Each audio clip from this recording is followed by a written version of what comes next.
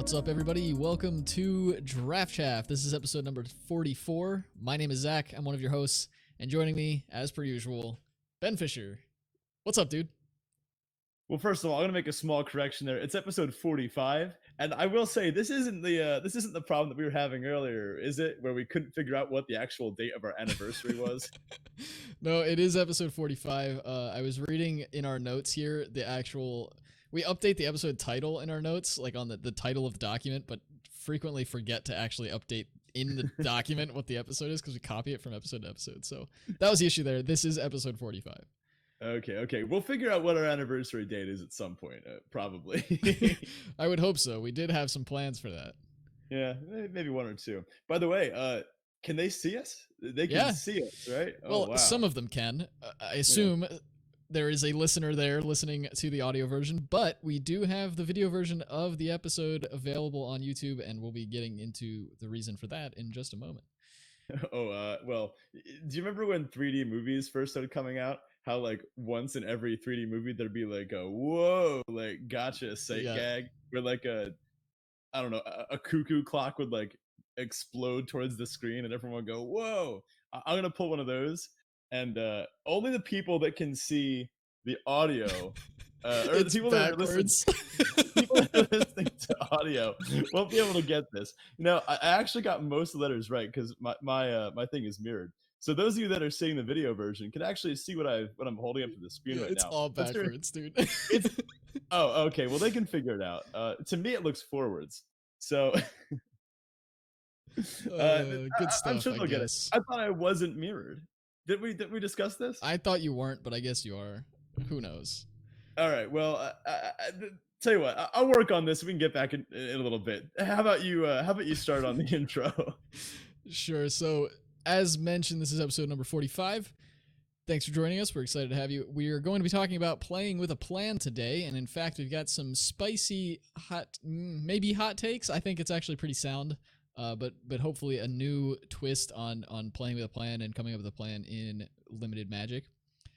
Before we get into that, of course, we've got a couple of housekeeping items. First up, we have a Discord. If you haven't been in the Discord yet, it's a great place to go to chat with us day in and day out. We're pretty active in that, Ben and I, and we also have a great community over there who's constantly helping each other out with different limited tips, as well as trying to find groups to get pods together for drafts, as well as EDH games and all sorts of different stuff like that. So definitely check out the Discord if you're interested in communicating with us more frequently. There you go. You nailed it. He's holding up a phone that says Zach Sucks on it, but he spelled sucks with S-U-X. Don't spoil it for the audio listeners. That's what they had to go check. All right. That said, on to our next piece of housekeeping.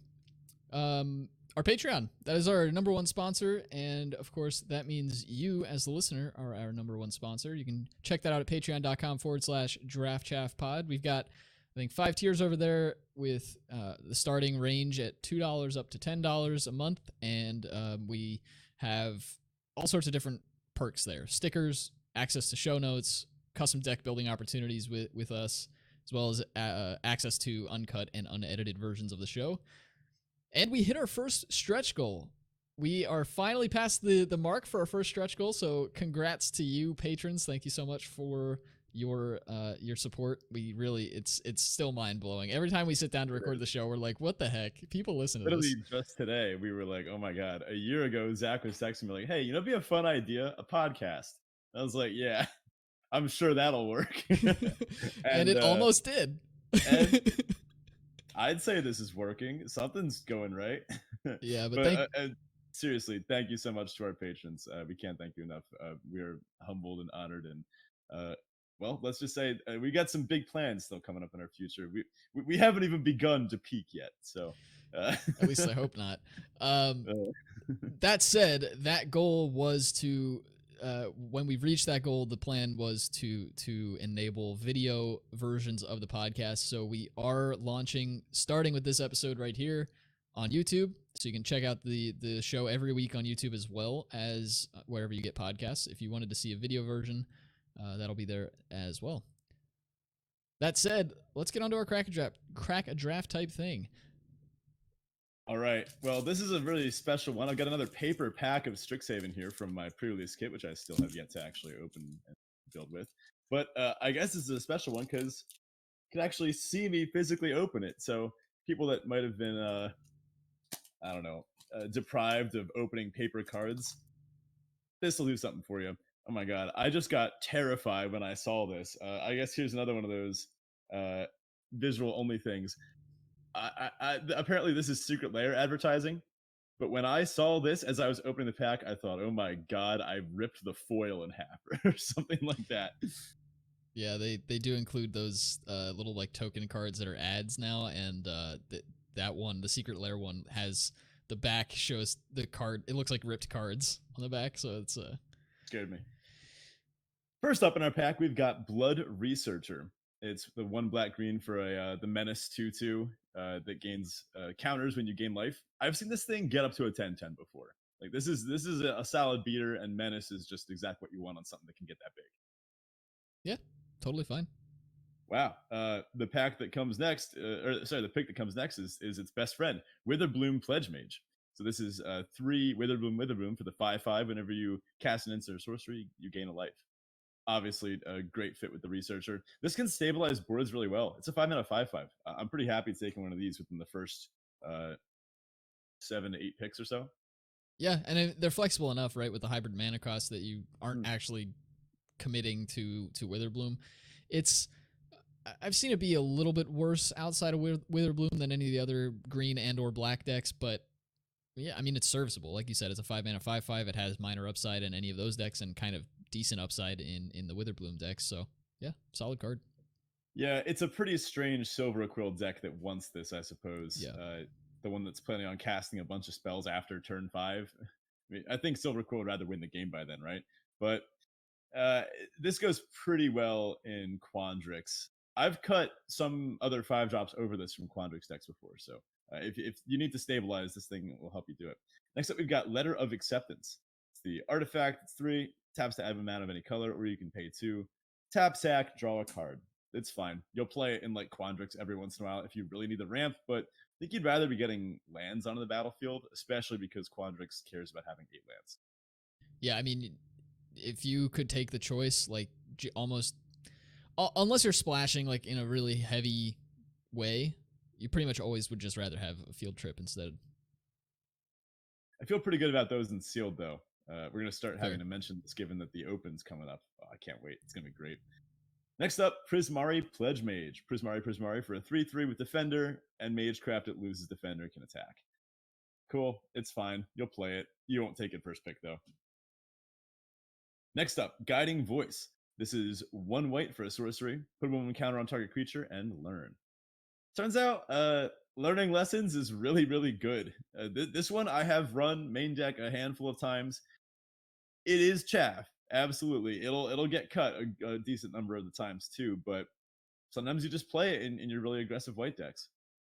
Yeah, I don't think I've ever really bothered to take this anywhere early at all, even when I'm in white. But learn is very powerful and kind of like MDFCs, I think, at first, where like folks were a little low on them.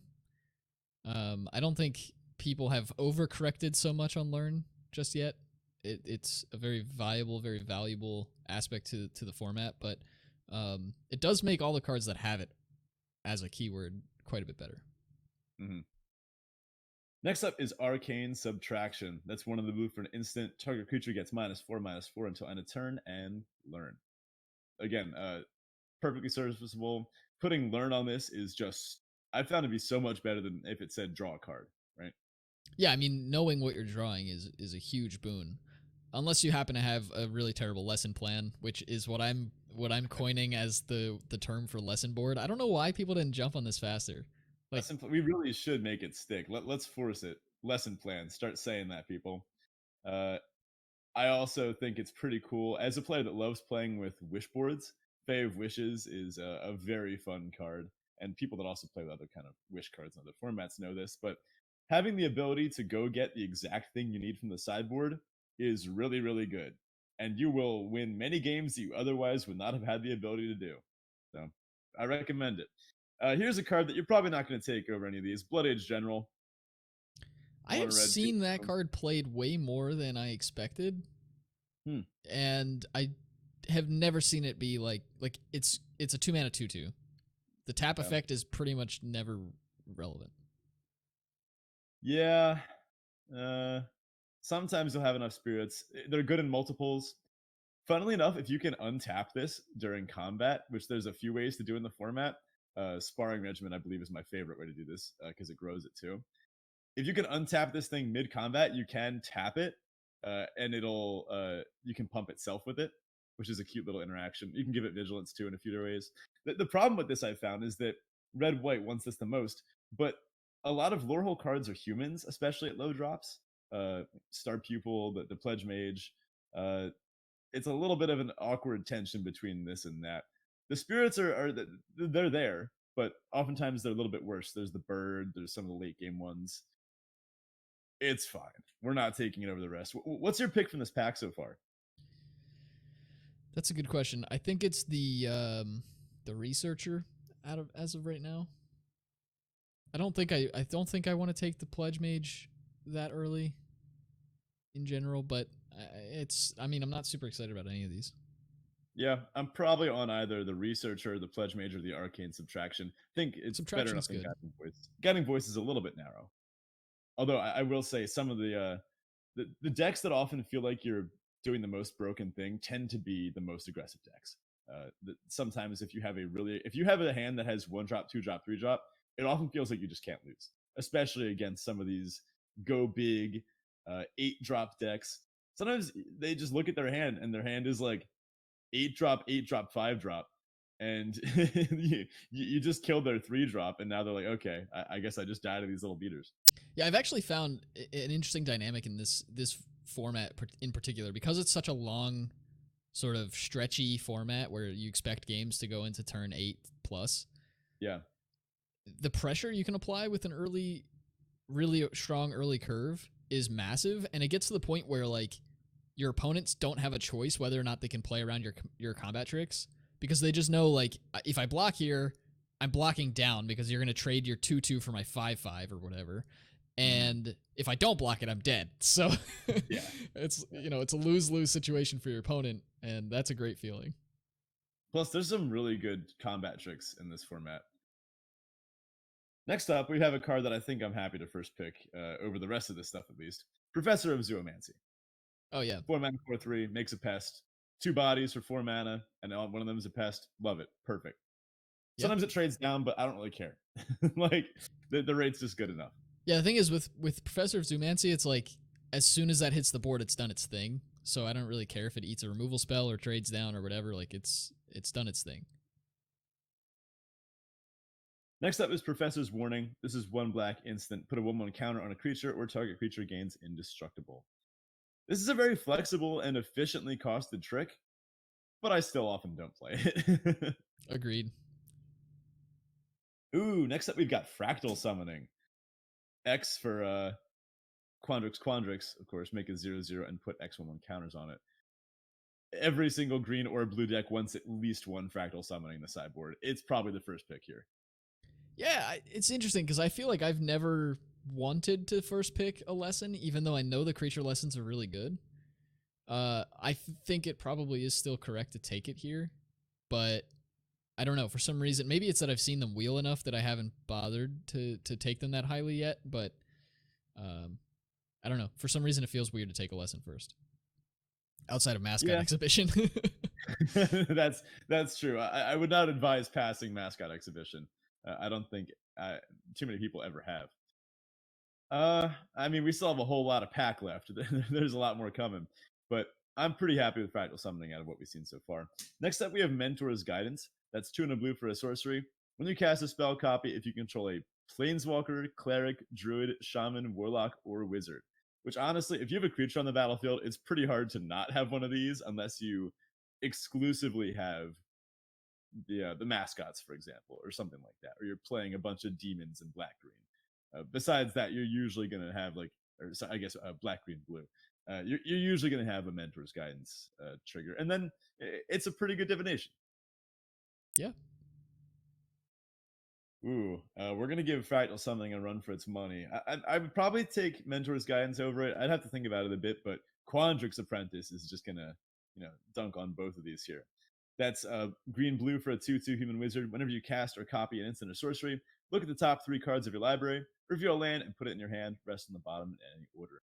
I've drawn like 6+ cards off this from a single game before. Going Quandrix Apprentice into Field Trip is just an absurd start. It's my favorite way to start a game in this format. Pretty much no matter what's in your hand after that point, you're just casting things ahead of your opponent. And because of the way the set is built, you're not really ever running out of cards. So getting to cast your big things and more things before your opponent and guaranteeing that you're going to have the land drops, perfect. Yeah, I mean, you think about what we've seen in this pack already. Quandrix Apprentice and a Mentor's Guidance is just chef's kiss. So, like, oh yeah. Next up, we've got Ardent Dust Speaker. This is 4 and a red for a 3/4. It attacks. You can put an instant or sorcery from the graveyard on the bottom of your library. If you do, exile the top 2 cards. You can play those cards this turn. I found it to be fine. Yeah, it's a serviceable 5-drop, but often I've found it doesn't really make the cut. It's like a big enough body that it matters, but its effect isn't always that amazing. So yeah, just passable. Yeah, I've actually found the body to be a little bit small. I think if this were a 3/5, it'd be better. But I found 4/4 to be kind of the magical power and toughness in this format. I mean, elementals are coming as 4/4 tokens. There's a lot of 4/4 blockers. I've actually found Cogwork Archivist to be a little bit better than I once thought because it's a 4/5 with reach. It can block almost every common creature in the format, and a lot of uncommons too. It's really tough to get through it. It even dodges some of the best removal spells. I've seen several board states stall out because an opponent has 1 or 2 Cogwork Archivists. Not saying you should put it in every deck, but I'm just saying that absolutely blanks Ardent Dust Speaker, right? Yeah. Oh, that's cute. For my rare here, I've got a Shine Shadow Snarl. Not what I'm going to be taking out of this pack, but I don't know. I'll toss it straight into a commander deck. Yeah, there you go. Funnily enough, I would actually take a Witherbloom. Sorry, not a Witherbloom. I'd actually take a Silver Quill Campus over the Snarl every single time. Interesting. I found the scrying to just be so much more useful than the ability to come in untapped. Yeah, I mean it is a huge deal. The ability to scry before your upkeep really breaks the pattern we've seen in this format of those long-term board stalls, and can really give you an edge over your opponent. So definitely a huge function. Last but not least, for those that are checking us out on YouTube, we have a gorgeous looking Shock. Is it the pick here? Actually, that was the first thing that I thought when you showed it on camera. I was like, I think that's what we're taking. Yeah, here's the thing. Quandrix Apprentice is great. It's like, it's a powerful card, but it does very little if you're not actually in Quandrix. Like, I guess you could splash it into a Witherbloom deck and you'll be happy with that too, but I found there's a very fine line to ride here with determining when to stake your claim on like a particular college. And taking the Shock is just super safe here. It's going to fit literally any red deck you're going to play, and is going to set you up for great Prismari stuff coming down the pipeline, as well as Lorehold stuff as well. So, I've actually found that the ability to go face in this format is pretty strong. There's like 7 or 8 different spells that can just deal 2 to 5 damage to face. So being in a hyper aggressive deck and just even having a copy of this in your deck will occasionally mean you just top deck the win, which does feel great for those that haven't gotten to do that yet. yeah, you can also turn it in. You can this is a stretch with one of the best cards for the deck. But if you happen to have a Rutha, you can copy Shock to turn it into a heated debate, basically, which is pretty decent. It's kind of funny that both Shock and Lightning Bolt are in the same format. That's true. Oh well, a little bit I weird. mean also swords too, but now we're just starting to compare. Yeah, just here. Cool. Well, with that, we'll move on to our Teferi Tibble. If you're new to the show and haven't heard this section before, this is where Ben and I talk about our previous week, something good, something bad, and just kind of, share ourselves a little bit with the audience. So, Ben, why don't you kick us off with your Teferi Tibble? Sure thing. This past weekend, I got to go somewhere that I've always wanted to go to. Now, a lot of people are probably familiar with the Big Bang hypothesis. It's the idea of Never how heard the of it. universe, but more people know the Big Bang Theory as the TV show than of Fair. the actual scientific hypothesis. But for those that haven't heard, I studied astrophysics and I'm a space guy. So turns out the actual telescope or antenna, whatever you want to call it, it's essentially the same thing. It collects light. The actual place where they recorded the evidence for the Big Bang is just 30 minutes from my apartment, and I've never been there. So I realized, wait a minute, I'm wasting my life away by never having seen this. It looks really cool. It's a giant horn. And fun fact, I was actually just teaching this to my class, which is kind of what inspired me to go.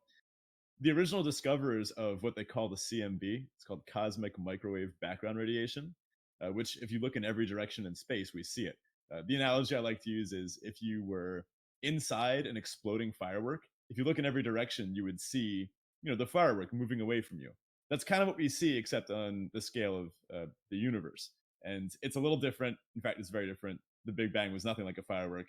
It is so many wrong assumptions I can't even begin to address them. But if for our purposes it works.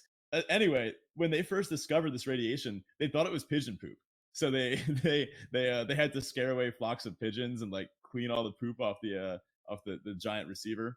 And then they thought it was like New York City. They thought it might be like Russians because it was like during kind of Cold War-esque times. Nope. Turns out they just made one of the most scientifically important discoveries in history. They won a Nobel Prize for it, and they thought it was pigeon poop. So I got to go and check that out. It was a lot of fun, and my girlfriend and I even stopped to get some good sushi on the way back. So a good time Nice. overall.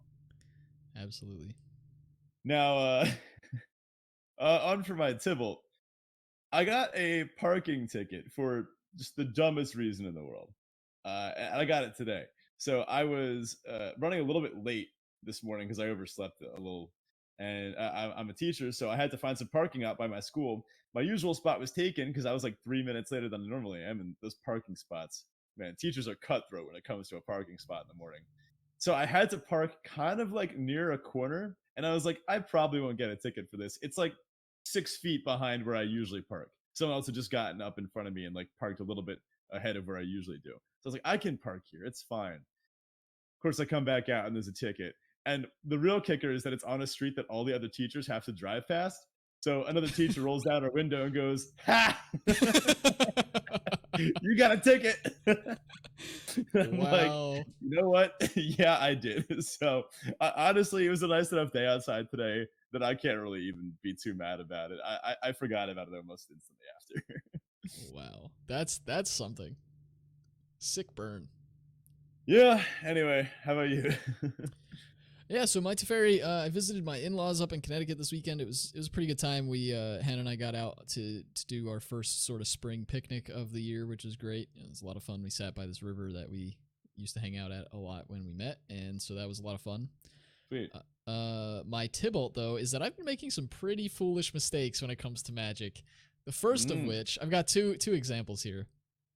The first of which was after one of my more successful drafts of the format, I drafted a really sweet Prismari deck that actually harkened back to the first deck that I drafted for the format, which I trophied with, and it even had the same splash. I was splashing white in a Prismari deck for a Rip Apart, and it was a sweet deck. Very, very, very, very cool. Well, I queue up for my first match, and I leave the room to go get some water. While I'm doing so, I get distracted talking to my roommate, and I come back to a large defeat screen sitting on my monitor. So that caused basically starting out with a loss right off the bat in a league is not the most fun thing to do. Definitely not. The second of these two foolish mistakes was that a lot of times I like to draft, and then I'll while I'm thinking about the build on some decks that are a little bit more difficult to put together, I'll think about the build overnight. So I'll draft the deck, but then I'll walk away from the game and I'll just think about it, and I'll come back and build the deck, and then I'll start playing. However, if you don't actually click the OK button or whatever after you've drafted your deck, and you just close out the game, when you come back to the game, it will have taken every card you've drafted and put it into your main deck instead of keeping the stuff that was in the sideboard in the sideboard. I see where this is going. And I forgot about that, So I just queued right up, and I joined the game, and I see this was a Witherbloom deck that I drafted, and I see an opening hand including a forest, a swamp, and 2 Stonebinders familiars, and I was like, Uh-oh. I think something went wrong here, and I didn't even bother trying to play the match out. I just conceded on the spot. I was like, you know what? I'll give this opponent their try. I'm not going to waste the time because I know I'm not going to win. This is like a 70 card deck or whatever. So they must have looked at your deck and thought you were up to some nonsense. Maybe. I don't even know, but I was so frustrated. It was just such a simple mistake. And I remember this morning thinking about that and thinking like, hey, when you go to run that deck back, don't forget to actually build it because you'll have that problem. And then I forgot. So 2 awesome decks that I started off with a loss, basically. I'm still in the middle of the league on that Witherbloom deck, though, and doing decently, so we'll see how the rest of that goes. I'll tell you what, don't think of it as making small mistakes. Think of it as just playing Magic on very hard mode. You're just saying, I can afford the extra loss per league. Opponents, you could just have it. In a way, you're giving away a lot of like kindness equity by doing this. So I think this is a win-win here. Sure. I'll be sure to remember that when I'm looking at my 50% win rate on 17 lands. All right, you'll have to nix a few of those losses. Because that don't count. How about our listener question for the week? Yeah, so our listener question this week is from Rob Dies at the End, one of our longtime Discord members. Rob asks, should you more aggressively mulligan a 2-lander in a slow format? Here's an example of a 2-land hand where I had 2 2-drops that I decided to keep and then wish I hadn't. It was a mid-rangey Lorehold deck with plenty of removal and Quintorius. And the hand has... I got it up. Reconstruct History, Blood Age General, Fuming Effigy, Pillar Drop Rescuer, Rip Apart, Plains, Mountain. Yeah, so the 2 2-drops in question here are Rip Apart and Blood Age General. One's a pretty solid removal spell, one's a replaceable 2-drop, but a 2-drop nonetheless.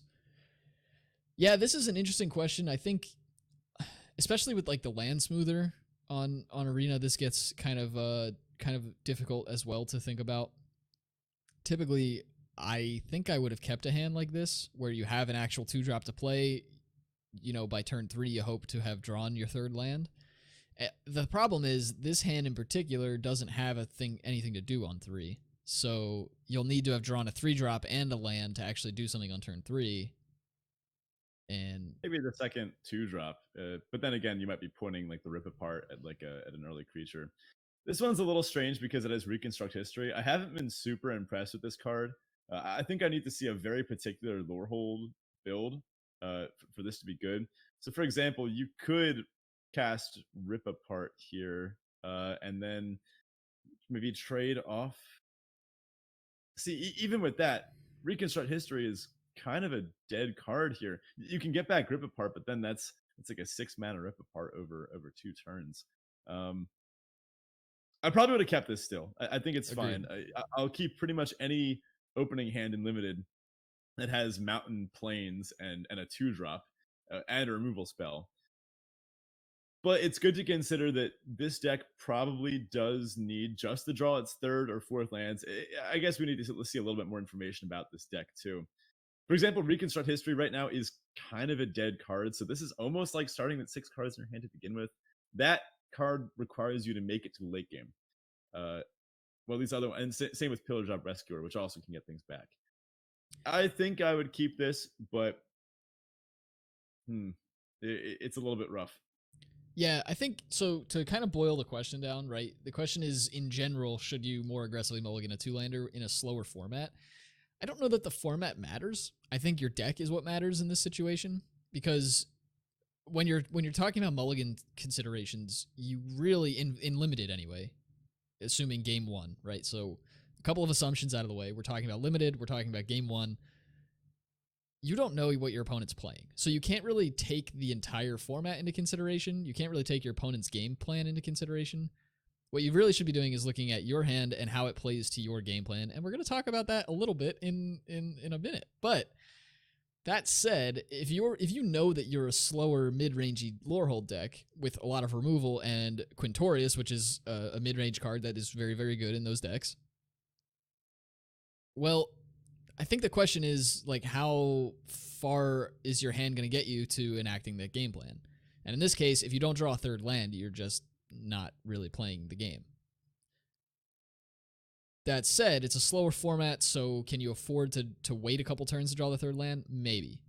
And so that's kind of where I lean, like with Ben, where I'm saying I probably would have kept this. You have a 2-drop to play, so it's not like you have an empty board on turn 2 or 3, so you're not getting overly pressured by your opponent. You have a removal spell you can cast, so that should stem the bleeding. But yeah, I think it's certainly something to consider here, and I wouldn't have blamed you for not keeping this, but I do think keeping it was correct. I also think in a slower format, that extra card you're losing with the mulligan matters slightly more. For example, in a hyper aggressive format, take M21, which will forever be my go-to as the hyper aggressive format. If you don't hit your third land drop with this kind of hand, say you have like an equivalent deck, I think you just lose. Right? You just get run over by your opponent's game plans. Their feats of resistance and anointed choristers just overwhelm you quickly. Whereas in a slower format, you actually do occasionally have the time to draw that third land before your opponent has really done much. There's some people whose curve starts with Biomathematician. That's not too strange. I've seen plenty of decks like this that can win games and do pretty well. Now, especially because opponents sometimes don't affect the board until turn 3 or sometimes even turn 4. I think it's actually a bit of the opposite. I would mulligan less aggressively. In fact, I follow the LSV rule of just don't mulligan. If it's unless it's like literally a one lander, or like you have 2 planes and every single other card in your hand is like double red. Often just don't mulligan. In limited these days, things tend to work out. You tend to have enough time. The cards tend to have high enough impact. Like, look, even the Blood Age General, not the best card in the world. It's a 2-mana 2/2. Can trade with a lot of the 2 or 3 drops your opponent can send at you early.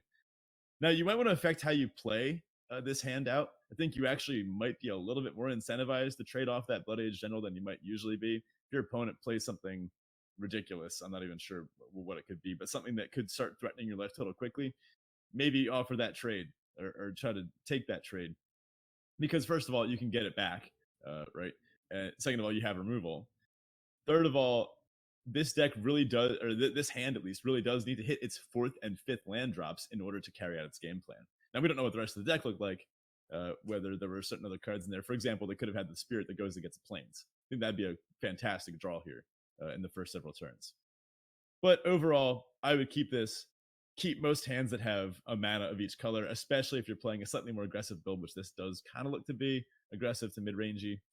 But then again, Rob, that's the end, does say that wish they hadn't. So guess we know how that one turned out. Sometimes that's the thing to recognize. Some percent of the time, you just won't hit the land, and that doesn't necessarily mean it was a bad keep. True. Sometimes, just statistically, you get RNG'd. Sometimes the math just doesn't work out in your favor. Sometimes there's just 2 lands in your top 14 cards. It happens sometimes, even if you're playing 17 lands. That's just the nature of Magic. But with that, we're moving on to our main topic here, and this week we're talking about playing with a plan. And this was originally intended to be a Back to Basics episode. We have been wanting to cover this topic for quite some time.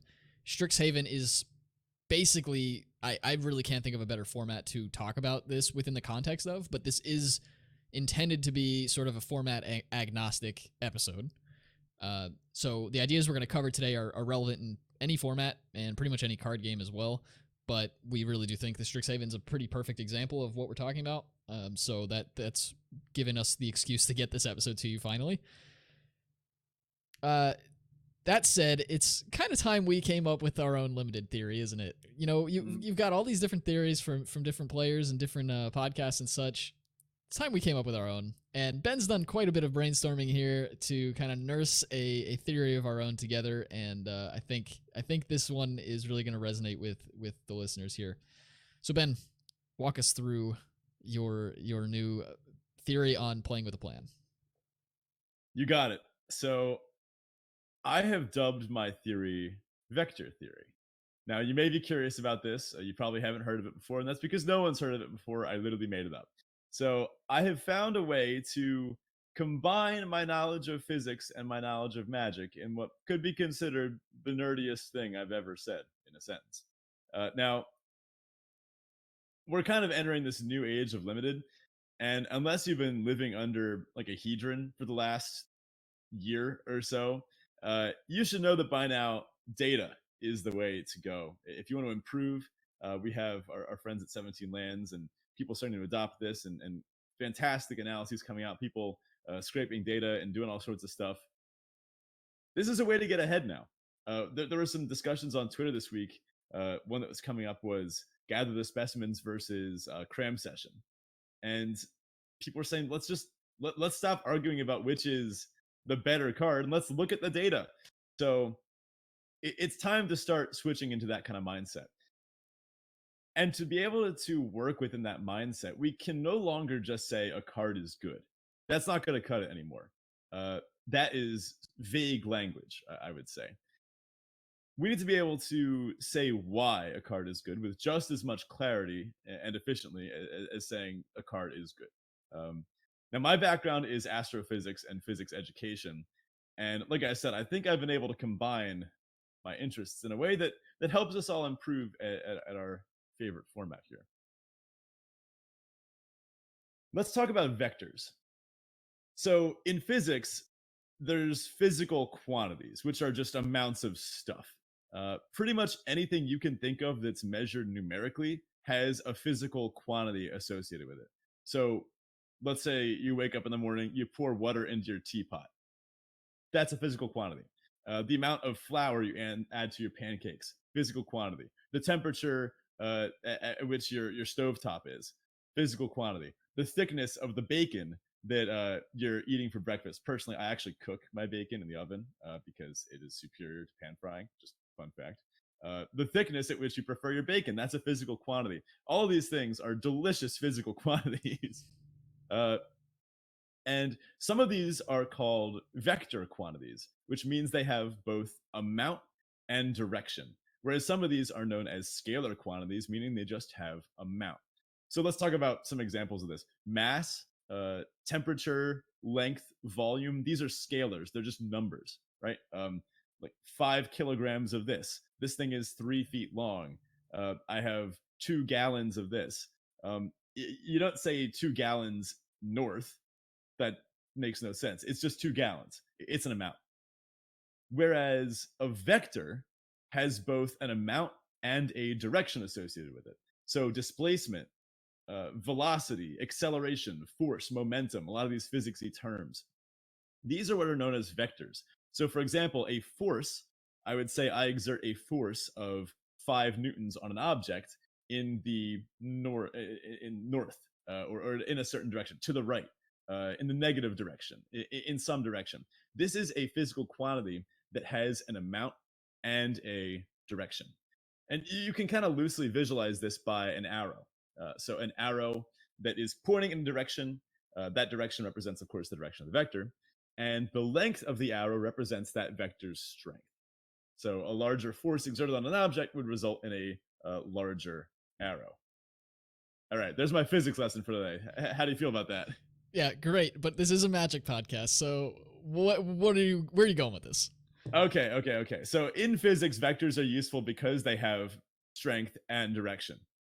Now, the more I thought about this, the more I realized that draft decks have really similar properties and cards have really similar properties. And I felt for a while that sometimes there's an aspect missing to our discussion of limited decks and cards in a limited scenario. Sometimes we forget to talk about an axis, one of these axes that I'm discussing now. So let's talk about how these axes work in Magic. I interpret the direction of a Magic deck or card to be the archetype of that deck or card. I'm just going to say deck, but realize we could interpret this for a single card as well. So an archetype would be equivalent to the direction of a vector. Red, white aggro, blue, green ramp, black, red sacrifice, whatever. And then the strength of a deck, or I guess the strength of a vector, would be how strong the deck is. So compared to all the other decks in that archetype, how reliable is it at enacting its game plan? How high are the quality of cards in that deck? Uh, in other words, for a given deck, what direction does it point, and how strong is that arrow? So I've kind of built this analogy here that a deck can have a direction, its plan, and a length, which is how good it is at enacting that plan. So how does this help us as players? Um, I think it can help us sort out outliers really well, just as kind of like an extra little bonus thing. Consider M21 again. After only a few days of the format, it was pretty well known that late game archetypes were just pretty much unplayable. It helped us narrow down some of the best archetypes and color pairs.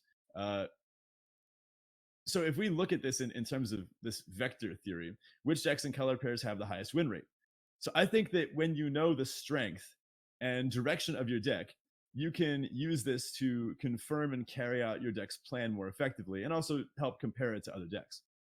So from now on, whenever I'm talking about the strength of a particular deck in a given format, I want to try to talk about its direction, as in its plan, and its strength, as in the length of its arrow.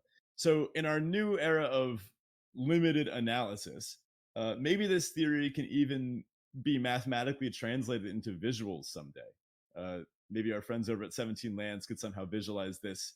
Although I suppose it'd be kind of hard to do for decks. You'd have to somehow come up with a 3D space that would, or the direction would be associated with it. I'll leave that to the big brains over there. They can have fun with that one. But so, like I said, my big theory here: decks can have a direction and a strength in that given direction. And these two axes, I think, are going to unlock a whole bunch of really cool ways to analyze decks and compare decks and talk about decks in ways that we couldn't before. And all of this, like I mentioned, applies to individual cards as well. Let's think about how we can apply this in Strixhaven Limited. Yeah, go ahead. Yeah, so just kind of to flesh that out even further, when you're talking about deck direction, right? The plan of the deck, or the archetype, I suppose, of a particular deck, and we're talking about comparing both the direction and the strength of a deck. You're kind of talking about doing that within the same ecosystem of that archetype, right? Like it's difficult to compare the strength of a deck in archetype A with the strength of a deck in archetype B in a way that is like conflicting with those two decks, because it's like the apples to oranges kind of debate. Like you're not really comparing the same things. Mm-hmm. There's a few metrics by which we can compare them. I think overall win rate of certain color pairs, but to be more specific, certain archetypes in those color pairs could be one metric by which we could gather the strength in order to compare those effectively. So, for example, if I exert a force of 10 newtons north and a force of 20 newtons south, I can say that the southern force is stronger. Mm-hmm. So, similarly, you could have a format where blue red is the strongest deck, for example. But you could have an individual red green deck who's that particular deck, because of say the card quality included in that deck or other factors, it happens to have a longer overall vector. I think this is probably best useful to compare decks within the same archetype. I think that's where this can be pretty strong. So for example, red white in Strixhaven can have a super aggressive build or kind of like a late game mid-rangey build, and you'd have to differentiate between those two. You couldn't compare. Those vectors would go in different directions despite being the same color pair. I do actually want to talk about some specific examples of stuff in Strixhaven with this.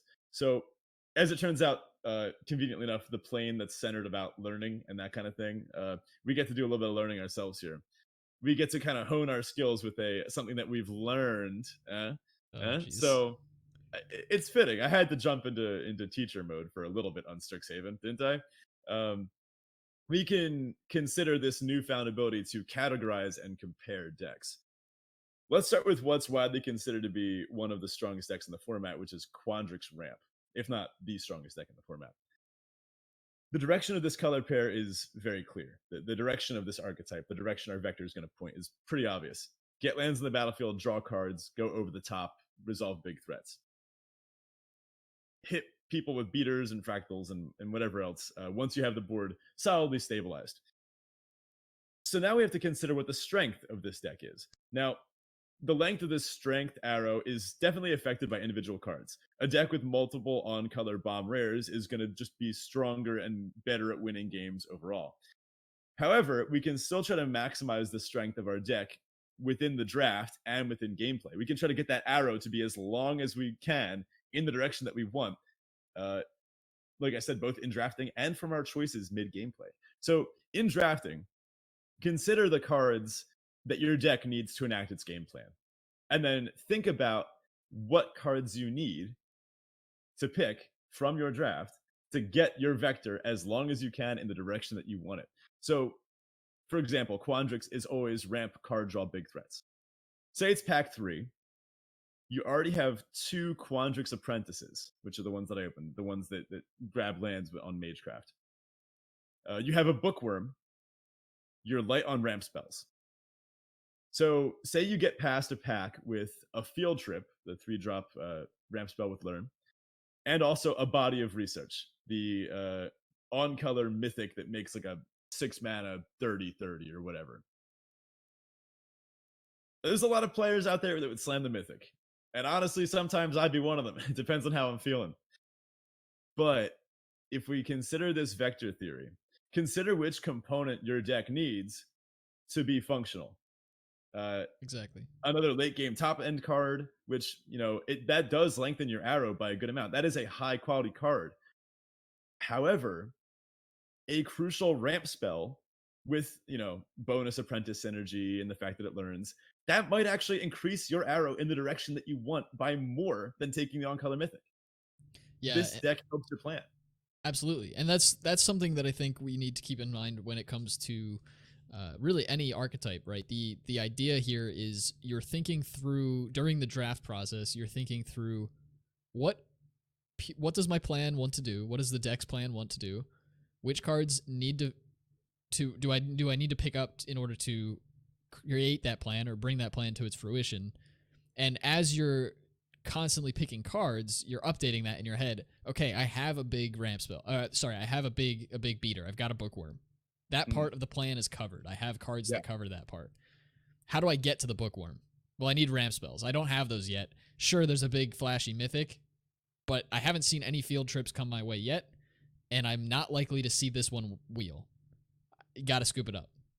Mm-hmm. Yeah. You have a solid direction. You are locked into the direction of your vector at this point. You now need to get the cards that make that arrow as long as possible, that strengthen your deck in the right way. Taking the body research does make your deck a stronger, better deck. And not gonna lie, you could take that and you'll certainly win games with it. But to make a better, more consistent deck overall, a more functioning deck that functions within its own plan and within its direction, I would take field trip there every single time. Yeah, I agree. And, that's something we talk a lot about, trying to stay open for as long as possible. And I think the whole community does talk about that pretty regularly. It's a fairly, I would say, introductory level up for newer players to learn to stay open as long as possible. And you can kind of think of that as like your arrow is spinning, right? Yeah, you haven't quite found where the arrow is landing, and your arrow's spinning and you don't know what direction it's going in. And as you keep adding cards to it, that spin starts to slow and slow until finally the arrow stops on a particular point. And now you have to figure out the strength and extend the arrow as long as you possibly can within the bounds of the format that you're working with. I like where this theory is going. We got some good analogies building already. Although I guess technically it would be within a rotating 3D space. So maybe more like yeah. But I get what you're saying. I think this is a great analogy for why taking colorless bombs, Wandering Archaic is one of my favorite first picks. Of course, Mascot Exhibition is also great because this doesn't even start the arrow spinning yet. You get to go right to your second pick without even worrying about what direction you might be going, because that's as if it increases the direction or increases the length of your arrow in every direction by like a good chunk. Because every single deck you could possibly be in just got that much better just by taking a colorless card, or you could also do this by taking a strong single color card, for example, Shock. That kind of increases your red deck's direction by a pretty good amount. That's another reason the lessons are so powerful, right? Because they enable these features and don't actually take away from your real picks. Now, this is kind of what I was getting at earlier. I think in my excitement to explain this theory, I might have kind of jumbled through some topics with this. This is something that we plan on coming back to quite a bit. Don't worry, this isn't where we're going to stop with this. I might even type this up as an article. Now, I think with our discussion of quote unquote good cards, I mentioned sometimes we lose one of these axes, direction and strength. Sure, Body of Research is a good card. There are some blue-green decks that just don't want it. For example, I have yet to see one, but I could I could picture a deck in this format that's just like blue-green beatdown or something like that. I'm sure it could exist out there somewhere. Perhaps let's look at a slightly different example. Say we're playing blue-red, which could potentially have a hyper-aggressive, evasive deck, maybe with a bunch of Prismari Apprentices and maybe even some Pledge Mages in there too. You could have this kind of tempo deck with some bounce spells and some interaction. This deck might not want Magma Opus. It might not plan to win the game on turn 10. Its plan might be to win the game on turn 5, 6, 7. It might be like a 15 land deck. If it has enough, maybe it has some opts in there too, and it's almost playing like a straight up blue-red tempo. So imagine someone sees that you maybe took Magma Opus and then didn't end up playing it in the deck. They might say, "What are you doing? You're out of your mind. Magma Opus is a busted. It's a great card." They're considering the length of that card's vector in a very specific deck. In the deck that wants to cast in the blue-red late game Spectacle Mage, cheat out bigger spells deck. They are not considering the length of that arrow, what it would do to increase the strength of your blue-red tempo-y beatdowny deck, because it wouldn't increase it as much as maybe, I don't know, like an Enthusiastic Study or something, like a good pump spell or a good removal spell. It might be better to just have one of those in there that maybe that's what you had to cut for it. So I think this is what I meant by you have to resolve both axes when you're talking about this. From this point onward, I'm going to strive, and I challenge you all to do the same, of considering both the strength and direction of cards, and I guess overall archetypes in particular formats. So the decks in the formats, and then the cards in those particular decks. Wow, this is a versatile theory. I love this. Yeah, good stuff. So we talked about Quandrix. Let's talk about the other side of the coin. Quandrix is kind of like this, the slow, rampy, throw your beaters down. Excuse me, throw your beaters down and hope to just win in the late game. The flip side of that coin at this point in this format seems to be Silverquill, right? It's virtually the opposite of Quandrix. It loves being aggressive, loves to try to go over the top or beat the decks that go over the top by going over the top, more literally using flyers, and stop like those late game shenanigans with some higher powered, lower cost cards. So the best archetype Silverquill has to offer seems to be this aggressive play 1-drop, play a 2-drop, play some flyers, go get some inklings, and some shield mages, particularly as a top end. That's so much different than some of these other decks. Some of these decks are jamming like 7, 8 drops as their win cons. I think the highest you want to go with Silverquill is like 5. Now this aggressive strategy has a much better overall vector than even I think the best possible other Silverquill build. You need a very, very particular mid-range or late game build of this. Maybe something like Blot Out the Sky, some other very, very specific cards, probably rares or multiple uncommons of a certain type. Besides that, the commons of this seem to best lend it to aggression, especially because once people start resolving those big reach creatures, Silverquill really struggles. Yeah, and I think it's worth pointing out there too. We were talking about looking at the big flashy mythics in your color compared to something that feels more mediocre in a common. We also, you mentioned Magma Opus not necessarily fitting your Prismari deck depending on the direction of the deck. that's not to say that these cards are bad, and it's certainly not to say that, as Ben mentioned at the beginning, like, not only do decks have a direction and a strength, but individual cards also have a direction and a strength. And kind of like you were talking about with like opposite forces, right? Like the two can kind of cancel or cause each other to grow, depending on whether their directions are facing the same way and they're equally strong for that direction. So take a lot of this with some amount of salt, right? You don't want to just say right off the bat, like, oh, blot out the sky doesn't belong in my Silver Quill deck because Silver Quill wants to go fast. 9 times out of 10 that, Silver Quill does want to go fast, but blot out the sky might just be far more powerful than anything else that deck has to offer. And so it's, even though it might be in a slightly different direction, it might be strong enough that it doesn't matter. Yeah. A great example of this is board wipes in aggressive white decks. Like, a good number of limited white aggressive decks would still play Wrath of God, because having one of those in your opening hand is just so great. you watch as your opponent just plays out their creatures, and then you're kind of biding your time. You blow up their board, you rebuild quickly, and then you win from there. It's just the raw power. Sometimes does add to your deck's direction with the amount of strength that you'd expect. But some of these cards are just a little more niche than that.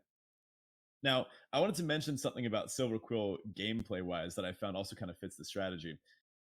I think it's good to be acutely aware of the direction of your deck and what your deck needs to be able to do to win the game. This is back to playing with a plan, as well as drafting with a plan, as we've kind of been more talking about.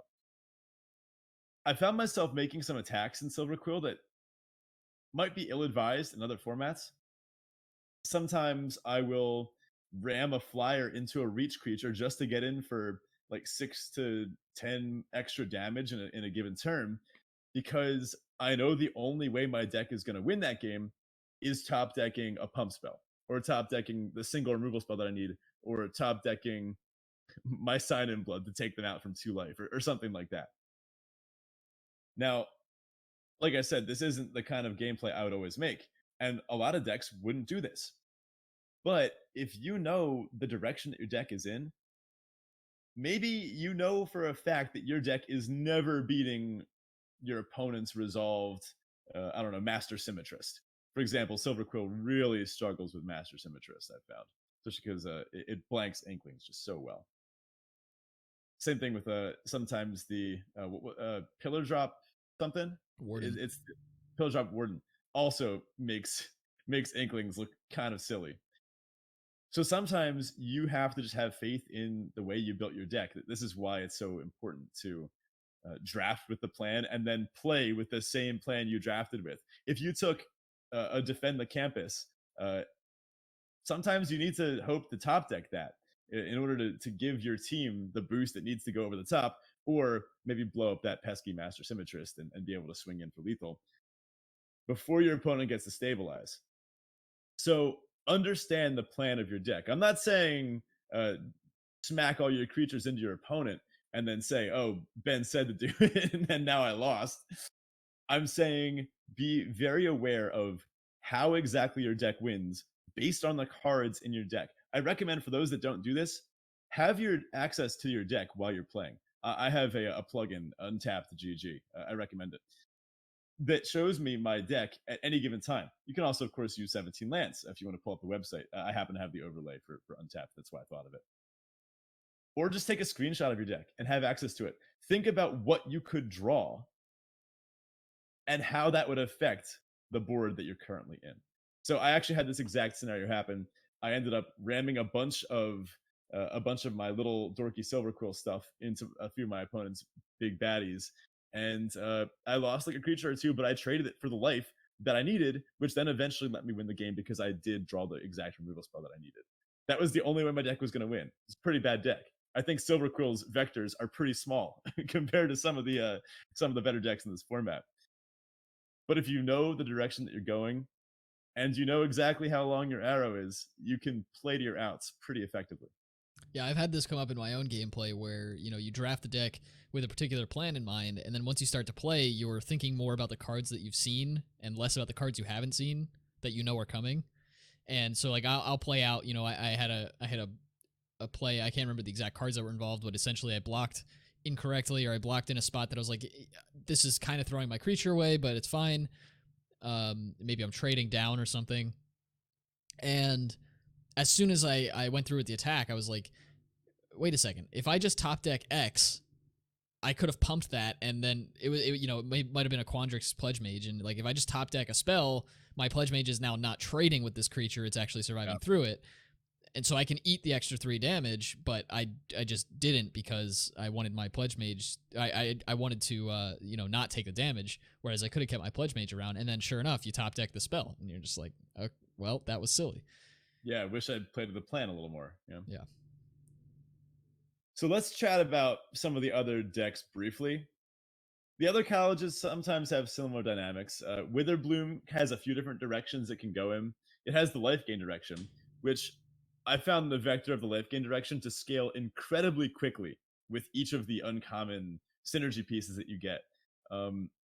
If you cast Fortifying Drought with Dina on the battlefield and like a few pests, it is a nightmare combat for your opponent. You gain a bunch of life, and sometimes I've actually found it to be a fun little combo with is it like Reflecting Golem or like Plate Golem or something? Golem, yeah. Like Reflective Golem. That's a very fun card with pump spells, which I found to be pretty strong in this format.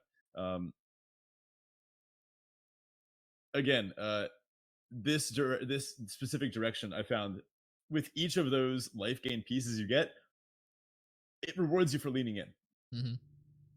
And then, of course, there's the more traditional, I think, like there's like Sacrifice and Black Green, kind of like just hard mid range, which I found to be a pretty solid deck too.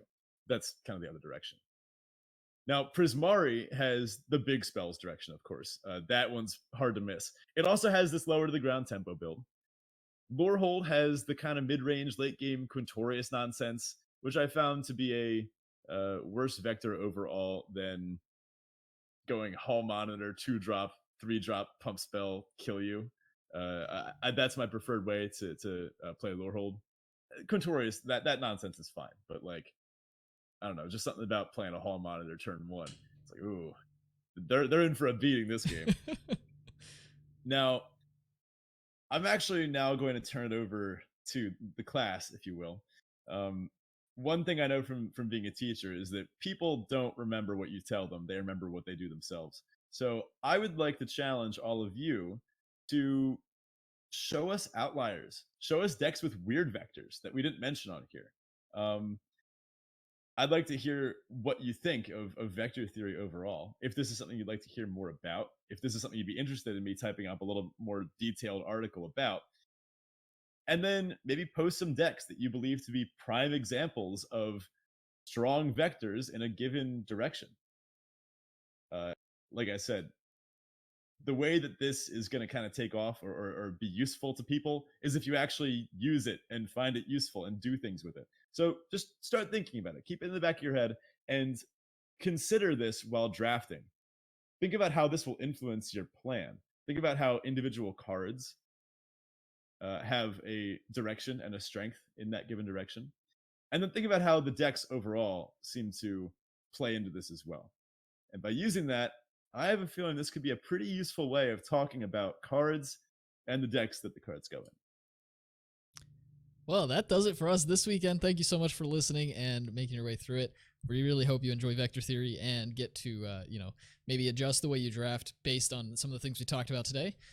As Ben said, definitely let us know what you're thinking and examples of outliers or any of the decks that you're putting together after having, adopted this sort of thought process through your draft.